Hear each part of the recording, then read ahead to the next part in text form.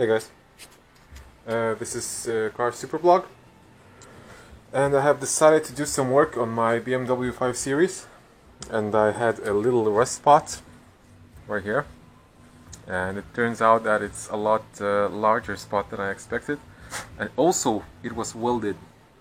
This little piece was welded in before.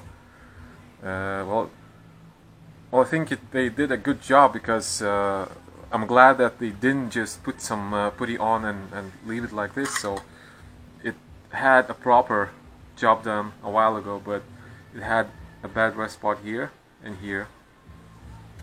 And then I also found something interesting right here. Yeah, a lot of rust, but it's not too bad. So what I did was sanding it using this tool, this wired brush. Then the next part is this epoxy Brunox thing. I expected to have a small rust spot, so I got the one with the little brush. I'll show it in a second.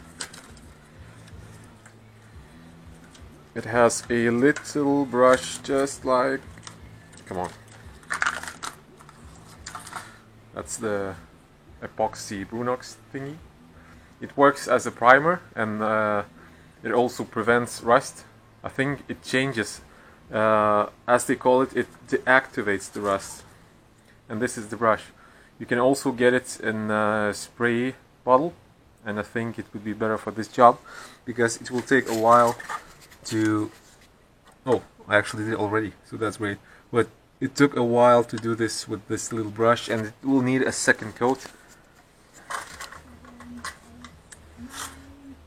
So that's how it's going. I'm also doing some other jobs, like cleaning the EGR, cleaning the... removing the swirl flops. That's actually almost done. I have all this mess going on, but it will be done.